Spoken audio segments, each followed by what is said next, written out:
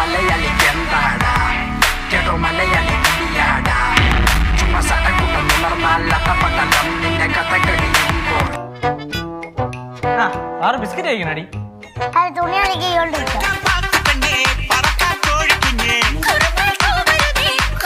എന്നാ പിന്നെ ഞാൻ ഒന്ന് ജംഗ്ഷൻ വരെ പോകുന്നുണ്ട്, കൂടെ വന്ന ഐസ്ക്രീം മേടിച്ചു തരാം. ഞാൻ വരുന്നേട്ടാ. കുഴപ്പമില്ല, നീ തുണി അലക്കൊണ്ടിരിക്കല്ലേ, നീ അവിടെ തുണി അലക്കൊണ്ടിരിക്കും. ഞാൻ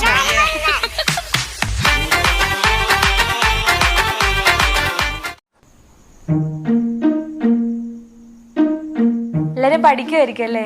ഇല്ല, ചൂണ്ടയിടുന്നു. പോടാ, പിന്നെല്ലാം എന്നെ കണ്ടുപിടി.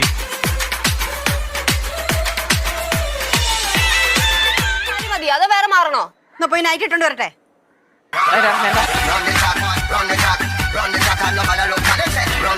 എന്നാ പിന്നെ അതിന്റെ മുകളിൽ കൂടെ ഒരു ബെൽറ്റ് കൂടെ കെട്ടുക, അപ്പൊ ഗൗൺ ആവുമല്ലോ.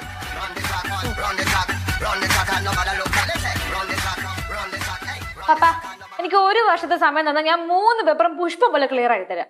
ഞാൻ കുറെ ആലോചിച്ചു ഇതിപ്പോ എവര് തമ്മിൽ എങ്ങനെയാണ് സെറ്റ് ആയത്. ഇപ്പൊ ക്ലിയർ ആയി. BSc പൊട്ടിയ ചേട്ടൻ, MBA പൊട്ടിയ ചേച്ചി.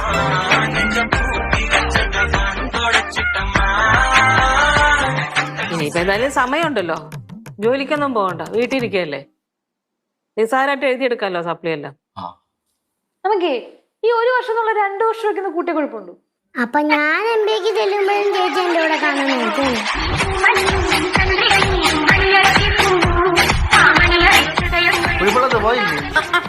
ഒരിക്കലും പോകത്തില്ല അച്ഛാ, നമ്മളെ കൊണ്ട് പോകും.